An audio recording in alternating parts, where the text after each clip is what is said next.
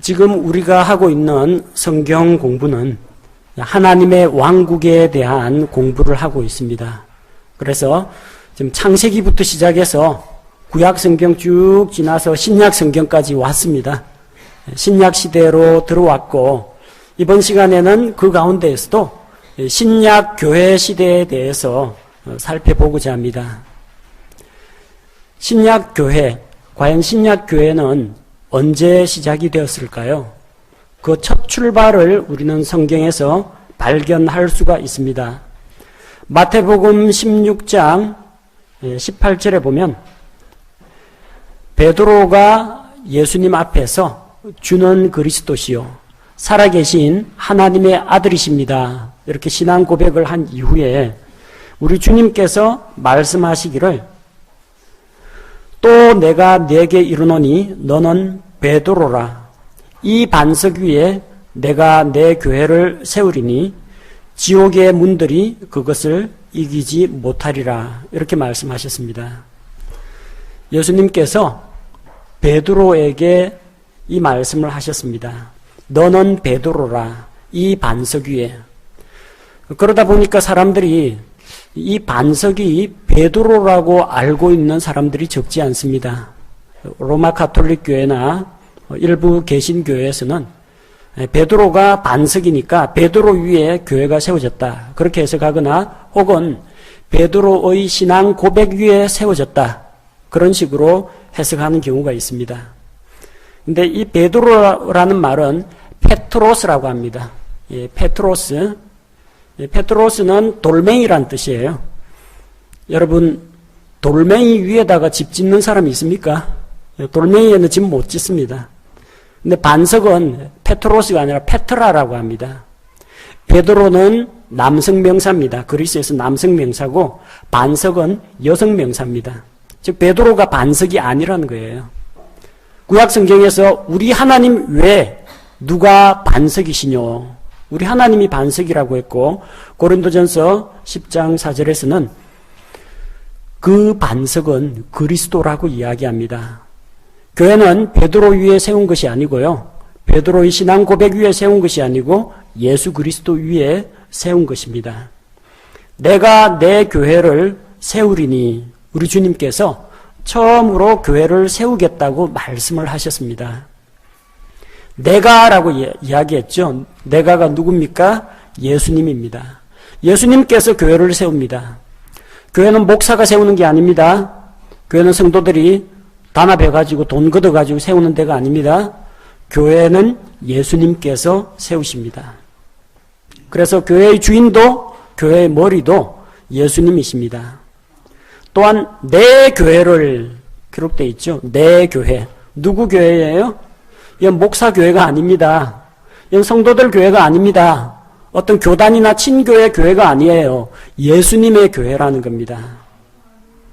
오로지 예수님만이 이것이 내 교회라고 이야기할 수가 있는 겁니다. 그리고 세우리니 영어로 보면 I will 미래 시제로 되어 있습니다. 세울 것이다 라는 거예요. 그럼 예수님께서 나는 교회를 세울 것이다 이야기했으면 이 말씀을 하실 당시 교회가 있었어요? 없었어요? 없었습니다. 있으면은 세울 것이다가 아니겠죠. 없으니까 앞으로 세울 것이다 라고 이야기하신 겁니다. 그래서 예수님께서 교회를 세우겠다고 계획을 하신 분입니다. 실제로 세우시는 분입니다. 또한 그것을 자기 교회라고 예수님께서 소유하고 계시는 그런 교회라는 것입니다. 우리는 교회는 마태복음 16장 18절에서 시작된 예수님의 계획으로부터 시작된다라는 것을 압니다. 그러나 마태복음 16장 자체가 신약교회의 시작은 아닙니다. 예수님께서 계획을 하신 겁니다. 그럼 언제부터 교회가 시작이 되느냐? 교회의 시작에 대해서는 여러 교단별로, 목회자별로 이 의견이 제각기 다릅니다. 장로교 같은 언약주의 신학에서는요, 교회를 그냥 상징적인 것으로 보고 하나님과 사람이 만나서 교제하면 그냥 다 교회로 봅니다. 그러다 보니까 에덴 동산을 교회의 모형이다. 그렇게 보기도 합니다. 구약시대에 있던 하나님께서 이집트에서 불러내어서 광야로 불러낸 그 이스라엘 백성들, 그 사람들을 가리켜서 교회라고 부릅니다. 실제로 사도행전 7장 38절에 교회가 나옵니다. 근데 이 교회는 우리가 지금 말하는 그런 교회가 아닙니다. 사도행전 7장 38절 읽어보면은 시내산에서 자기에게 말하던 그 천사와 또 우리 조상들과 함께 광야에 있던 교회에 있으면서 살아있는 말씀들을 받아 우리에게 주던 자가 바로 이 사람이니라. 이 사람 누구의? 모세입니다. 모세가 광야에 있던 교회에 있었다. 모세가 광야 교회에 다녔다. 성경에 되어 있지 않습니까? 구약시대에도 교회가 있었네. 이렇게 생각하는 분들이 있는데 이게 왜 교회냐면은 이 교회라는 단어는 에클레시아입니다. 이 에클레시아라는 것은 불러내어서 모았다는 이야기예요. 불러내어서 모으면 다 교회입니다. 왜 이 광야에 있던 이스라엘 백성을 교회라고 불렀느냐? 이집트에서 불러내어서 하나님의 회중으로 모았다는 겁니다. 그 이상도 그 이하도 아닙니다. 여기에 예수님의 피로 값주고 사신 교회, 성령께서 내주하시는 성도들, 그런 개념은 전혀 없습니다. 단순히 불러내어서 모은 회중물이라는 뜻이지 우리가 말하는 그 주님의 피값으로 사신 그 교회하고는 관계가 없다는 것입니다. 자, 어떤 교단, 어떤 종파에서는 침례자 요한 때부터 교회가 시작되었다. 그렇게 보는 견해가 있습니다. 다른 건 다 창시자가 있어요. 그래서 감리교 창시자, 장로교 창시자, 구세군의 창시자 다 있습니다. 침례교회만 창시자가 없어요. 뭐 교조 역할을 할 만한 그런 사람이 없습니다. 그냥 평범한 침례 성도들이지 침례교회 창시자라고는 역사에서 찾아볼 수가 없어요. 왜 찾아볼 수가 없느냐? 면면이 예수 그리스도의 사도로부터 내려왔기 때문에 그렇습니다. 절대 로마 카톨릭과 손잡지도 않고 홀로 외길로 내려오는 교회가 이 침례교회입니다. 근데 자꾸 침례교회에 뭔가 교조 역할을 할 만한 조상을 찾아보니까 제일 처음 침례를 준 사람이 누군가? 성경에 보니까 침례자 요한이에요. 그러니까 침례자 요한이 침례교회의 창시자다. 교회는 침례자 요한부터 시작된다. 그렇게 주장하는 분들도 있습니다. 요한이 맡은 역할은 교회를 세운 것이 아니라 예수 그리스도께서 오시는데 예수 그리스도 앞에서 메시아보다 앞서가서 그분의 앞길을 예비하는 사람들의 마음을 준비시키는 역할을 하는 것이 침례자 요한이 맡은 임무였습니다. 그는 회개의 침례를 베풀었습니다. 회개의 침례이지 요한의 침례에 구원은 없습니다. 요한이 침례를 준 것은 너희가 침례를 받고 하나님 앞에서 새로운 사람이 되겠다 그런 서약이지 내가 그리스도와 함께 죽어서 묻혔다가 그리스도와 함께 다시 일으켜지는 그런 의미의 침례는 아니라는 겁니다. 우리가 드리는 다음 주에 드리는 그 침례하고는 요한의 침례하고는 관계가 없습니다. 사도행전 19장 4절에 침례자 요한의 제자들이 있습니다. 그래서 너희가 성령을 받았느냐 하니까 우리는 성령이 계신 것도 알지 못한다 그럽니다. 그들 구원받은 사람이 아닙니다. 침례자, 그럼 너희가 무슨 침례를 받았느냐? 요한의 침례다. 요한의 침례는 구원이 없고 요한이 증거하시던 바로 그분 예수 그리스도만이 구원의 길이다. 복음을 들려주고 다시 그들이 예수님 영접하고 구원을 받은 겁니다. 침례자 요한은 교회를 세운 사람이 아닙니다. 예수님보다 앞서가서 그분의 앞길을 예비한 자입니다. 그리고 일부는 마태복음 16장부터 교회가 시작되었다. 자, 그런 주장을 하는 분도 들어 있습니다. 하지만 예수님께서는 교회를 세우겠다라고 말씀하시고 계획을 하셨지만 이때는 아직까지 그분이 피 흘려 죽으시지 않았습니다. 교회는 예수 그리스도의 몸입니다. 피로 값주고 사신 신부입니다. 마태복음 16장 어디에 예수님께서 피 흘리는 이야기가 있습니까? 찾아볼 수가 없다는 겁니다. 또 어떤 사람은 사도 바울이 이 사역의 방향을 유대인 사역 중심에서 이방인 사역으로 옮겨간 그때부터 이제부터 우리는 너희에게 하나님의 말씀을 먼저 전해야 하는데 너희가 영원한 생명을 얻기에 합당치 않은 자라고 스스로 자처하니까 이제부터 우리는 이방인들에게로 가겠다. 그래서 이방인 쪽으로 사역의 방향을 돌립니다. 자, 그래서 이때가 이방인의 교회, 곧 신약교회의 시작이다. 그렇게 보는 견해가 있어요. 사도행전 13장 46절을 신약교회의 시작으로 봅니다. 그런데 그렇게 되면 모순이 발생합니다. 사도행전 8장 3절에 보면요. 사도 바울이 교회를 핍박합니다. 사도행전 8장 3절에서 사울로 말하건대 그가 교회를 크게 파괴하고 집집마다 들어가 남자와 여자를 끌어다가 감옥에 넘겨주더라. 13장 이전에 벌써 교회가 있다는 겁니다. 이때 교회가 없으면 사도 바울이 뭘 핍박했겠습니까? 핍박할 교회가 있었다는 겁니다. 사도행전 8장에 이미 있습니다. 자, 이렇게 여러 가지 견해가 있죠. 여러 다양한 주장들이 있는데 이걸 다 받아들일 수는 없습니다. 이것도 맞고 저것도 맞고 저것도 맞고 하면은 여러분 머리가 혼란스러워 가지고 아마 정상적인 분별과 판단을 하지 못하게 될 겁니다. 그래서 우리는 어느 것이 가장 성경적으로 합당한가? 합당한 것을 하나를 찾을 수밖에 없습니다. 그렇다고 해서 다른 주장을 하는 사람들, 교회 시작은 마태복음 16장이야, 교회 시작은 사도행전 13장이야, 이런 사람은 이단이다 하고 이렇게 정죄하는 게 아니라 그건 그분들의 믿음이고 우리는 성경 말씀에 비추어서 가장 옳은 견해를 채택하면 그만입니다. 그러니까 이거 가지고 뭐 다른 교회 사람들하고 드자비질 하거나 뭐 핏대 올리거나 그럴 필요가 전혀 없습니다. 여러분이 확실한 것, 바른 것을 알고 믿기만 하면 됩니다. 그럼 우리는 도대체 무엇을 믿습니까? 성경 말씀을 통해서 살펴볼 때 가장 합당한 견해는 신약교회는 오순절 성령 강림 이후에 시작되었다고 보는 것이 가장 합당합니다. 지난 시간에 우리가 신약 시대에 대해서 배웠습니다. 신약 시대는 신약은 뉴 테스타먼트죠. 새 상속 언약입니다. 상속 언약은 상속 유언하는 자가 죽어야 효력을 발휘합니다. 예수님의 새 상속 언약의 피가 뿌려져야만 새 상속 언약의 시대, 신약의 시대가 시작이 된다는 겁니다. 언제 새 상속 언약의 피가 뿌려졌습니까? 예수님께서 십자가에 달려 죽으실 때 새 상속 언약의 피가 뿌려졌습니다. 오늘 우리 주의 만찬 가지면서 마태복음 26장 말씀을 보았습니다. 마태복음 26장 28절에서 주의 만찬을 집행하시면서 우리 주님께서 잔을 나눠 주시면서 너희가 이 잔을 마시라. 이 잔은 내 피로 세우는 새상속 언약이라고 했습니다.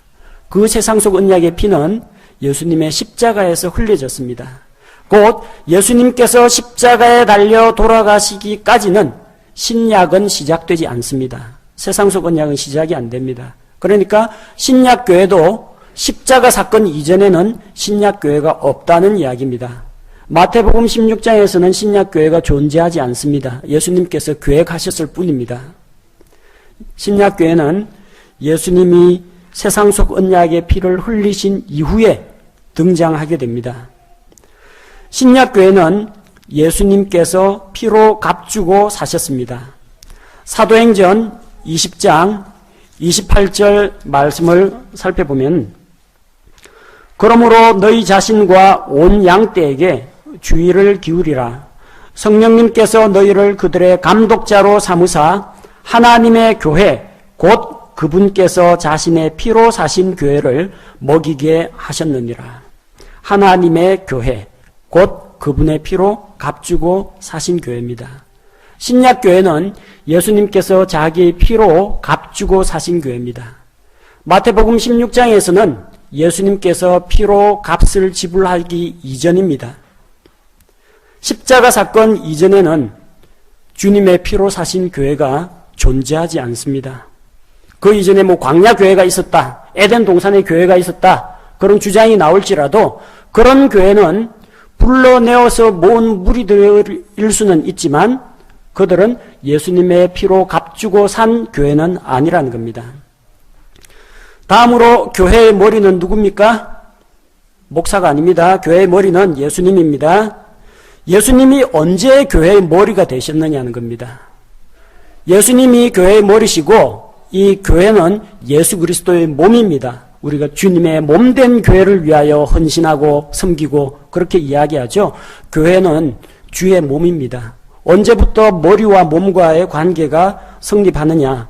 에베소서 1장 20절 22절 말씀을 보면은 그분께서 그리스도를 죽은 자들로부터 살리시고 하늘의 처소들에서 자신의 오른편에 그분을 앉히실 때에, 하나님께서 예수님을 자신의 오른편에 앉히실 때에 그 권능을 그분 안에서 발휘하사 또 모든 것을 그분의 발 아래 두셨으며 그분을 모든 것 위에 머리가 되게 하사 교회를 위해 주셨느니라. 자, 예수님이 머리가 되게 하셔서 교회를 위해 주셨습니다. 예수님이 교회의 머리가 되었습니다. 언제요? 하나님께서 예수님을 자신의 오른편에 앉히실 때. 언제입니까? 예수님 부활하시고 승천하신 이후입니다. 예수님 부활하고 승천한 이후에 예수님이 교회의 머리로 주신 겁니다. 그리고 교회는 그분의 몸이 된 겁니다. 주님의 몸된 교회는, 신약교회는 언제부터 시작되느냐? 예수 그리스도의 승천 이후에 시작이 된다는 겁니다. 단순한 십자가에서 피 흘려 죽으신, 그건 피로 값주고 사셨을 뿐이고, 언제 몸과 머리와의 관계가 성립하는 것은 예수님께서 하나님 왕좌 오른편에 앉으실 때, 바로 그때에 예수님이 머리가 되십니다. 따라서 예수님 부활 승천 사건 이전에는 교회가 혹시 있었다고 치더라도 주님의 몸된 교회라는 것은 존재하지 않습니다. 신약교회는 존재하지 않는다는 겁니다. 또한 교회는 성령 침례를 통해서 예수 그리스도의 몸 안으로 들어온 자들의 연합체입니다. 이 교회라는 게 이게 예배당 건물을 말하는 게 아니고요. 여기에 우리 교회에 드나들고 출석하는 교인들을 말하는 게 아니고 이 전 세계에 있는 거듭난 성도들의 연합체를 가리켜서 우주적인 교회라고 합니다. 여기 모인 분들은 이제 지역교회에 소속된 분들이고, 성경에서 이야기하는 저 우주적인 교회는 전 세계에 있는 모든 거듭난 그리스도인들의 연합체. 그들은 제각기 사는 지역이 다르고 언어가 다르고 민족과 문화가 다르다고 할지라도 예수 그리스도 안에서 한 몸, 한 형제, 한 자매들이라는 겁니다. 어떻게 그들이 하나가 되었느냐? 머리이신 예수 그리스도가 계신데 그분의 몸 안으로 들어왔다는 겁니다. 어떻게 들어왔어요? 성령님의 침례를 통해서 들어왔습니다. 고린도전서 12장 13절에 나오는 말씀 그대로입니다. 유대인이나 이방인이나 노예 신분으로 매인자나 자유인이나 한 성령에 의해 침례를 받아서 한 몸 안으로 들어와서 모두가 마시게 되어 한 성령 안으로 들어왔다는 겁니다. 그래서 성령님을 통해서 우리가 교회 안으로 들어옵니다. 성령님을 통해서 다시 태어나고 성령님께서 각 성도들 안에 내주하심으로 말미암아 우리가 그리스도의 몸 안으로 연합되는 일이 일어납니다. 언제 그러면 성령님께서 믿는 개별 성도 한 사람 한 사람 안에 들어와 계시느냐? 언제 성령의 내주가 일어납니까? 구약시대에는 그런 일이 안 일어납니다. 삼손의 머리 위에 성령께서 머물러 계셨습니다. 사울에게 머리 위에 머물러 계셨습니다. 사울이 죄짓고 삼손 죄지으면 가차없이 떠나십니다. 성령께서 들어와서 내주하시고 영원토록 떠나지 않겠다. 언제 그런 일이 일어났느냐? 요한복음 14장 16절에서 예수님께서 아버지께 구하겠으니 그분께서 또 다른 위로자를 너희에게 주사 영원토록 너희와 함께 있게 하겠다 약속을 하셨습니다. 그 약속하신 성령은 언제 오셨느냐? 오순절 성령 강림 때 이루어집니다. 오순절 성령 강림 사건이 일어나기 이전에는 교회가 있었다고 치더라도 성령님의 내주를 통해서 개별 성도들이 예수 그리스도의 몸 안으로 들어오는 그런 교회는 없었습니다. 말하자면 신약교회는 존재하지 않았다는 겁니다. 결론을 말씀드리겠습니다. 신약교회는 언제 존재했다고요? 예수님께서 십자가에서 피 흘려 죽으셔야 하고, 그분께서 부활 승천하셔서 하나님 오른편에 앉으셔야 하고, 성령님을 보내주셔서 성령께서 우리들 개별 성도들을, 신자들 안에 내주하여서 이 성도들이 그리스도의 몸 안으로 들어와야 신약교회가 성립합니다. 그 사건은 사도행전 2장에서 성령님께서 강림하신 오순절 사건 이후부터 신약교회가 시작이 됩니다. 우리는 성경 말씀을 통해서 이것이 가장 합당한 견해라고 믿고 그대로 따릅니다. 다른 교회에서 저렇게 가르칩니다. 저기 어느 목사님은 그렇게 안 가르칩니다. 우리하고 상관없습니다. 또 서로 그렇게 가르친다고 하더라도 그분도 예수님의 피로 말미암아 구원받았으면 그리스도인이고 한 형제고 자매입니다. 그거 가지고 교회론 다르다고 너 이단이다. 아니 네가 이단이다. 그렇게 핏대 올리면서 싸울 필요가 전혀 없습니다. 그건 그분들 믿음이고 우리는 성경에서 보여주신 가장 올바른 것을 취하면 그만입니다. 따라서 이런 교회론을 가지고 서로 다툴 필요는 없습니다. 우리는 성경 말씀이 기준입니다. 여기가 부산 제1성서침례교회입니다. 부산에서 제일 먼저 세워졌습니다. 성서침례교회입니다. 왜 성서침례교회입니까? 성경이 으뜸이라는 겁니다. 모든 교리와 실행에 있어서 성경 말씀이 으뜸입니다. 선교사가 뭐라고 말했다. 원로 목사님이 뭐라고 이야기했다. 아니면은 어느 교단에서 뭐라고 하더라. 어느 신학교수가 뭐라고 하더라. 친교회장이 뭐라고 하더라. 다 필요 없습니다. 성경이 뭐라고 이야기하느냐. 그게 정답입니다. 우리 성서침례교회는 성경 말씀을 절대적인 권위로 믿고 따릅니다. 혹시라도 제가 가르치는 가르침이 만약에 성경 말씀에 어긋난다. 그러면 성경 말씀으로 저에게 도전하고 책망해 주시기 바랍니다. 저 역시 인간인지라 실수할 가능성이 있습니다. 자, 그러면 우리 오순절 성령 강림 이후부터 시작된 그 신약교회는 도대체 어떤 집단입니까? 여기가 무슨 종교 행사하는 그런 집단도 아니고요. 또 여기가 인격 훈련을 위해서 같이 모이는 그런 자리도 아니고 세상적인 사교 모임도 아닙니다. 왜 여기 모입니까? 신약교회에 모였는데 교회가 뭐 하는 데입니까? 교회의 전형은 사도행전 2장에서 드러납니다. 성령님께서 오신 다음에 교회가 형성이 되었습니다. 사도행전 2장 42절부터 47절까지가 하나님께서 성경을 통해서 보여주신 초대교회의 모습입니다. 2장 42절 말씀을 보니까 그들이 흔들리지 아니하며 사도들의 교리와 교제 안에 머물고, 첫 번째 사도들의 교리 안에 머물러야 합니다. 교회가 하는 가장 으뜸가는 목표는 하나님의 진리의 말씀이 선포가 되고 또 진리의 말씀을 가르치고 배우는 자리입니다. 사도들은 예수님으로부터 하나님의 진리를 직접 배웠습니다. 그 사도들의 교리 안에 우리가 머물러야 합니다. 어떤 종교적인 관습이나 전통에 매여 있는 것이 아니라 하나님께서 성경 말씀을 통해서 보여주신 그 교리 안에 머물러야 합니다. 다음으로 교제 안에 머물고, 교제 안에 머물러야 합니다.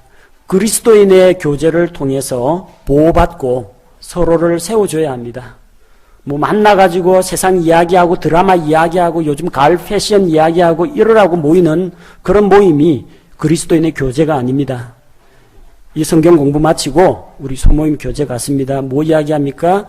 한 주간 말씀으로 어떻게 살았는지 간증도 나누고, 오늘 설교를 통해서 성경 공부를 통해서 무엇을 배웠는지 나누고, 일주일 동안 개인적으로 성경 말씀 읽고 묵상하면서 깨달은 점, 배운 점, 축복된 점 함께 나누는 그런 자리가 그리스도인의 교제입니다. 그러다 보면은 말씀을 통해서 도전받은 것도 나오고, 말씀을 통해서 내가 책망을 받아서 깨우침 받은 거, 잘못한 것도 드러날 테고, 또 신앙생활 하면서 힘들고 어려운 일이 있어서 기도 부탁할 것도 나옵니다. 그런 것을 함께 나누는 자리가 교제하는 자리입니다. 그냥 차 마시고 과자 먹으면서 잡담 나누는 자리가 그리스도인의 교제는 아닙니다. 자, 세 번째로 보니까 42절에 빵을 떼며, 단순히 같이 식사를 같이 했다는 이야기가 아니라 주의 만찬을 가지면서 주님의 죽으심을 기억했다는 이야기입니다. 당시에는 이 빵과 포도즙이 그들의 그냥 일용할 양식이었습니다. 그래서 거의 매일 모여가지고 함께 주의 만찬을 나누었습니다. 우리는 여러 가지 사유로 인해 가지고 그렇게 날마다 모이지는 못합니다. 그래도 매주 또 주의 만찬을 갖지도 못합니다. 날을 정해서 하지만 그 당시에는 매일같이 모이면서 예수 그리스도의 피 흘려 죽으심을 기억하고 또 그분의 죽음을 세상 끝날까지 전하자 그러면서 함께 모였다는 겁니다. 주님을 기억하는 모임입니다. 또 2장 42절에 보니까 그들은 빵을 떼며 기도하더라. 예, 기도하는 겁니다. 기도는 집에서 개인적으로 기도하셔도 괜찮습니다. 그러나 또 함께 모여가지고 공예배를 드리면서 같이 기도하고 기도 모임을 갖고 이러는 것도 필요합니다. 두세 사람이 내 이름으로 모인 곳에는 나도 그들 중에 함께 있다. 우리 주님 말씀하셨는데 그것처럼 함께 모여서 기도하는 이런 기도의 공동체가 교회입니다. 47절에 보니까 하나님을 찬양하며 하나님께 찬양하면서 예배를 드리는 겁니다. 찬양과 경배를 그분께 드리는 모임이 교회입니다. 찬양이야 집에서도 MP3 틀어놓고 혼자서도 부를 수가 있습니다. 저도 그건 압니다만 함께 모여가지고 한 목소리로 하나님의 영광을 찬미하고 하나님을 높여드리는 거 이런 모임이 교회라는 겁니다. 찬양은 우리 교회에서 빠뜨릴 수 없는 부분입니다. 또한 사도행전 5장 42절 말씀을 보면 역시 또 초대교회의 모습이죠. 그들이 날마다 성전에서와 모든 집에서 예수 그리스도를 가르치고 선포하는 것을 그치지 아니하니라. 예수 그리스도를 가르치고 선포하는 그 모임이 교회입니다. 복음의 말씀을 선포하고 또 구원받은 자들에게 진리의 말씀을 가르쳐서 영적으로 잘 성장하도록 도와주는 것이 바로 신약교회가 감당해야 할 사명이라는 겁니다. 자, 우리가 여기서 안 하고 있는 거 있습니까? 사도들의 교리 안에서 설교 말씀 듣고 성경 공부하고 특강하고 다 합니다. 그리스도인의 교제 가지고 있습니다. 주일날 뿐만 아니라 형편되는 분들은 주중에도 모이고 또 만나고 합니다. 매일같이 만찬을 가질 수는 없지만 우리가 정해놓고 이렇게 오늘과 같이 주의 만찬 가지면서 주님의 죽으심을 기억합니다. 또 함께 예배드리면서 모여서 공동으로 기도합니다. 하나님께 찬양드립니다. 또 우리 복음 전도하는 일들 직접 교회 주변에서 전도하기도 하고 인터넷, 유튜브, 홈페이지 이런 걸 통해 가지고 복음 전하는 그런 사역을 감당하고 있습니다. 우리 안 하는 거 있어요? 다 신약교회가 하는 일 우리 다 하고 있습니다. 이 교회 안에는 모든 사람은 그리스도 안에서 한 형제요, 자매입니다. 다 평등합니다. 평등하다는 것은 하나님 앞에서 우리가 누가 높고 낮고 그런 걸 따지지 않고 다 한 아버지의 자녀라는 거, 그런 의미입니다. 다만 기능 면에서 앞서서 나서고 갈 길을 인도하고 주변을 분별을 하고 그리고 이단 교리가 틈타지 못하도록 이 진리를 수호하고 이런 역할을 맡은 사람들이 있습니다. 요거는 신분이 아닙니다. 계급이 아닙니다. 계급이 아니고 직무라고 합니다. 직분이 아닙니다. 이게 장로 직분, 집사 직분 이런 직분이 아니고 직무예요. 직무가 뭡니까? 의무입니다. 의무. 그 의무를 감당하는 사람이 두 부류가 있는데 신약교회 안에 성경이 허락하는 그런 직무는 목사와 집사가 있습니다. 장로나 권사나 이런 거는 없습니다. 성경에 없기 때문에 우리 교회는 그런 거 안 세웁니다. 성경에 목사와 집사는 있기 때문에 목사도 집사도 우리 교회에 존재합니다. 목사는 신약 성경 안에서 다른 이름으로 불리기도 합니다. 감독이라고 불릴 때도 있고 장로로 불릴 때도 있습니다. 그래서 이 목사라는 것은 원래는 목사, 목자, 목양자 이런 번역이 조금 더 적합할 겁니다. 양무리를 돌본다는 거예요. 성경 말씀으로 양들에게 꼴을 먹이는 영적인 양식을 먹인다라고 해서 목사, 목자, 목양자라고 합니다. 뭐 같은 말이기 때문에 성경에 목사라고 되어 있으니까 그렇게 쓰도록 하겠습니다. 그 다음에 성경에서 이 목사를 가리켜서 아까 사도행전 20장 28절에서도 나왔지만 감독이라는 말이 있습니다. 이 비숍이라고 하는데 이 감독은 저 감리교에 있는 그 감독이나 로마 가톨릭에 있는 그 비숍 승정을 말하는 게 아닙니다. 성경에서 말하는 감독은 이 목사의 역할 중에 한 가지가 교회를 다스리고 인도하고 치리하는 역할을 합니다.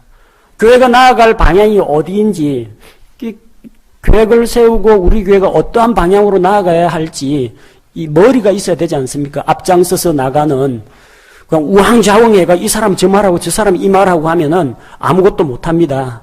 구심점이 있어야 됩니다. 그리고 누군가가 이단 교리를 가지고 들어오면 딱 분별해가지고 내쫓아버리고 누가 죄를 지었다 그러면 불러다가 권면하고 권면해서 안 들으면 징계를 내리고 이런 일을 하는 그런 행정가요, 이 집행자가 필요합니다. 그런 역할을 하는 사람이 감독입니다. 이 장로라는 것은 저 장로교에서 말하는 장로가 아닙니다. 장로교에서 말하는 장로는 저 구약시대 이스라엘의 70인 장로, 백성들의 우두머리 그 장로를 이야기하는 것이고 신약교회는 그런 장로가 아니라 교회 안에서 영적인 분별력과 지혜를 가지고 성도들에게 상담과 조언을 해주는 사람을 장로라고 부릅니다. 그래서 목사가 결국은 목양의 일도 해야 되고요. 감독의 일도 해야 되고 장로의 역할을 맡아야 됩니다. 그래서 이 세 단어는 동의어입니다. 목사가 무슨 일을 합니까? 하나님께서 주신 은사 그대로 에베소서 4장 11절에 보면 하나님께서 개별 성도들에게 은사를 주기도 하지만 은사를 받은 사람을 교회에 보내주시기도 합니다. 그래서 그 은사를 받은 자를 교회에 보내주시기도 하는데 어떤 시대에는 사도를 보내주시기도 하고 대언자를 보내주시기도 하고 목사 겸 교사를 보내주시기도 하고 복음 전도자를 보내주기도 하십니다. 자, 그 중에서 이 교회를 맡아서 책임지고 이끌어 나가고 양무리를 먹이고 교인들을 수호하는 역할을 맡은 사람을 목사라고 합니다. 다른 사람에 비해서 디모데전서 3장 2절 말씀과 같이 목사는 가르치는 재능이 있어야 됩니다. 설교를 할 줄 알아야 되고 성경 공부를 지도해야 되고 누가 성경에 대해서 교리에 대해서 물어보면 다 성경 말씀으로 답변을 할 수가 있어야 됩니다. 리더십만 있다고 목사할 수 있는 게 아닙니다. 가르치는 은사, 가르치는 재능이 뒷받침되어야만 이 목사의 직무를 수행할 수가 있습니다. 교회에 섬기는 자들이 있습니다. 예, 집사들입니다. 디모데전서 3장 8절에서 13절 말씀과 같이 목사가 말씀과 기도에 전념할 수 있도록 목사를 도와주는 분들입니다. 실은 이분들이 일 다 합니다.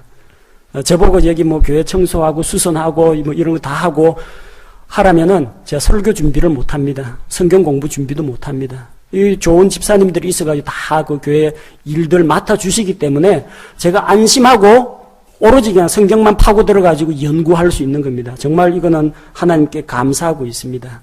이분들이 하는 역할은 무엇이냐? 첫째는 이 목사가 사역에 전념할 수 있도록 도와주는 역할을 합니다. 둘째로는 다른 성도들을 섬기는 역할을 합니다. 다들 신앙 연륜도 오래되었고 나이도 많으시고 그럼에도 불구하고 이 낮아져 가지고요 교회 안에서 저 험한 일들 다 하십니다. 수리할 곳 있으면 못질하고 페인트 칠하고 삽질하고 이분들이 다 거의 다 하십니다. 주의 몸된 교회를 섬기는 분들이 집사님들입니다.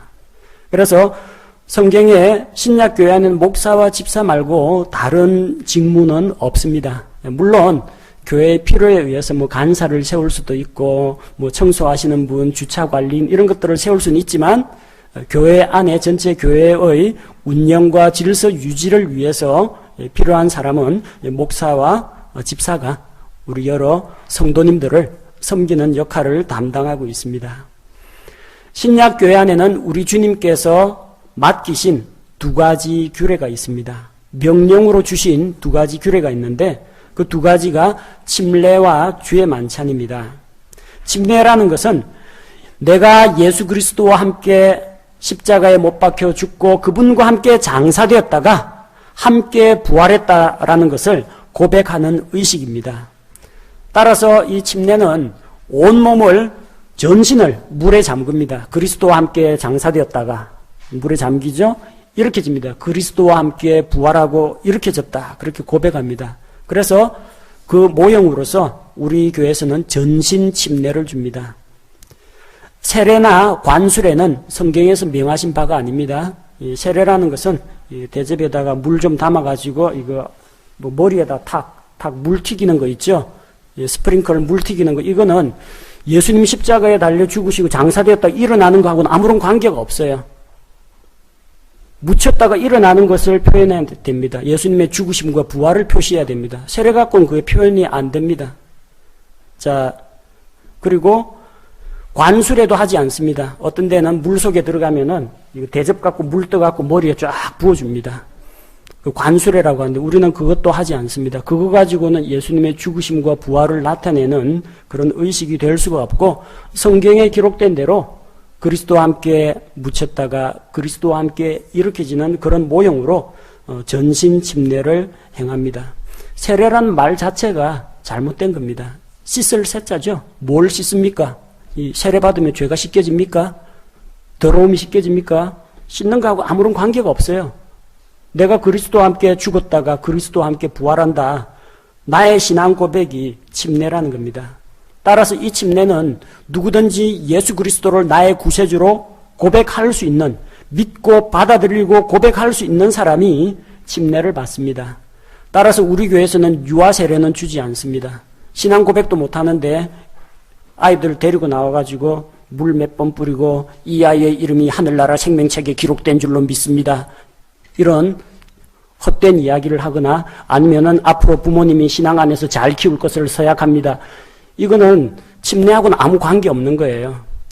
그건 왜 유아 세례가 등장했느냐? 로마 가톨릭이 요람에서 무덤까지 그 당시 시대 사람들을 전 생애를 장악하기 위해서 세례 성사부터 마지막 종부 성사까지 가톨릭 사제들이 다 장악해서 사람의 일생을 좌지우지하기 위해서 어릴 때부터 로마 교회의 가톨릭 교회의 종으로 만들기 위해서 개발해낸 겁니다. 성경에는 유아 세례가 없습니다. 다 당신이 만약 믿으면은 침례를 받을 수 있다. 그 말씀과 같이 누구든지 믿고 신앙 고백할 수 있는 사람만 침례를 받을 수가 있습니다. 두 번째는 주님께서 명하신 것이 주의 만찬입니다. 예수 그리스도의 죽으심을 기념하는 의식입니다. 이건 기념하는 의식이지 이거 먹는다고 해서, 마신다고 해서, 빵과 잔을 같이 취한다고 해서 어떤 영적인 축복이나 유익이 오는 것은 아닙니다. 성경에 기록된 대로 우리는 누룩이 없는 납작한 빵과 누룩이 없는 발효시키지 않은 순수한 포도의 즙을 사용하고 있습니다.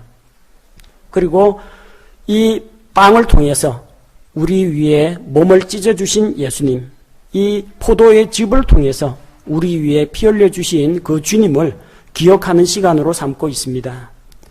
그래서 우리가 같이 예수 그리스도의 몸 안으로 들어와서 한 빵에 참여한다는 것은, 주의 만찬을 같이 한다는 것은 내가 여기 만찬에 참여하는 다른 사람들과 한 형제 자매라는 것을 고백하는 그런 자리이기도 합니다. 우리는 침례와 주의 만찬을 제외한 다른 어떤 의식도 행하지 않습니다. 부활절 기념 행사한다고 뭐 달걀에 색칠해서 나눠준다든지, 성탄절 한다고 여기 크리스마스 트리 해가지고 뭐 징글벨 한다든지 이런 건 안 합니다.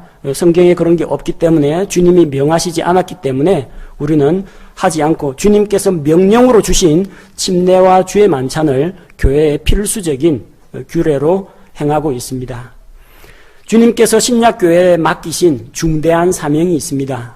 그럼 바로 우리가 사도행전 5장 42절에서 읽은 것과 같이 예수 그리스도를 선포하고 가르치는 일입니다. 각 신약 복음서의 마지막이 예수 그리스도의 이 지상 사명과 연관된 구절들을 담고 있습니다. 마태복음 28장 19절 20절에서는 너희는 가서 모든 민족들을 가르치고 침례를 주고 주의 명령을 지켜 행하라고 했습니다. 행하도록 하라고 했습니다. 우리의 목표입니다. 가서 전하고 가르치고 주님 말씀대로 살도록 하는 것. 마가복음 16장 15절에서는 너희는 온 세상에 있는 모든 창조물들에게 말씀을 선포하라고 했습니다. 우리의 관심의 대상, 선교의 범위가 어디까지냐? 온 세상입니다. 모든 창조물입니다. 그럼 가서 무엇을 전할 것이냐? 누가복음 24장 46절 47절 말씀과 같이 예수 그리스도의 죽음과 부활로 말미암아 회개와 죄들의 사면이 예루살렘부터 전 세계에 전파되는 것, 곧 예수님의 십자가 죽음과 부활, 그분으로 말미암는 구원을 전해야 합니다. 또한 요한복음 20장 21절에서 아버지께서 나를 세상에 보내신 것과 같이 나도 너희를 세상으로 보낸다고 주님께서 제자들을 파송하셨습니다. 누가 보냈습니까? 예수님께서 우리를 보내셨습니다. 그리고 이 모든 일을 할 수 있는 능력을 누가 주시느냐? 사도행전 1장 8절에서 성령님께서 우리에게 오시면 권능을 주신다고 했습니다. 그래서 권능을 받아서 뭘 한다고 했어요? 권능 받아서 방언 말하고 쓰러지고 쓰러뜨리고 그런다고 했습니까? 권능을 받아가지고 증인이 된다고 했습니다. 예루살렘과 온 유대와 사마리아와 땅의 맨 끝까지, 땅의 끝까지 예수 그리스도의 증인이 된다고 했습니다. 이 선교의 능력을 성령 하나님께서 우리에게 주신다는 것입니다. 우리는 지금 전체 하나님의 그 크신 이 세계를 경영하시는 그 계획 가운데에서 신약 시대를 살아가고 있습니다. 구약 시대에는 하나님께서 이스라엘을 통해서 자기의 영광을 드러내셨습니다. 이스라엘에 하나님의 진리의 율법을 주시고 하나님과 교제할 수 있도록 중개인으로서 제사장을 세우시고 하나님께 예배할 수 있는 처소로 성막과 성전을 허락해 주셨습니다. 그래서 주변에 있는 많은 사람들이, 이방 민족들이 예루살렘에 나타나는 하나님의 임재와 그분의 영광을 보기 위해서 모여들었습니다. 와서 보라, 와서 영광에 참여하라, 이렇게 초대하는 게 구약시대 이스라엘의 메시지였습니다. 그러나 이스라엘은 이 메시지마저도 제대로 전하지를 못했습니다. 우리만 택한 민족, 그런 생각에 사로잡혀 가지고 하나님의 말씀을 다른 민족에게 전하지 않고 자기들만 갖고 있었고, 그나마 자기들도 다 지키지도 못하고 그 말씀에 불순종했습니다. 신약 시대에 우리는 베드로전서 2장 9절 말씀과 같이 왕가의 제사장들입니다. 이제 믿지 않는 자들과 하나님 사이를 연결시켜주는 그런 역할을 우리가 맡고 있습니다. 가서 모든 창조물에게 복음을 선포해야 할 책임이 있습니다. 먼저 구원받은 우리들이 하나님의 말씀을 가지고 불신자들에게 나아가야 됩니다. 오라고 초청하는 것이 아니라 너희는 세상으로 가라, 가서 선포하라고 말씀하셨습니다. 이 하나님의 말씀을 우리가 믿음으로 받아들이고 우리가 거듭난 그리스도인이요 신약교회 성도라면은 이제 우리는 어디에 관심을 둬야 하겠습니까? 함께 모여서 예배드리고 찬양하고 기도하며 진리의 말씀을 배우는 한편, 또한 밖으로 나가서 하나님의 은혜의 복음을 사람들에게 전함으로써 그들을 주님 주시는 구원으로, 생명으로 인도하는 일이 우리에게 맡겨진 신약교회 성도들의 사명인 것입니다. 제가 기도하겠습니다.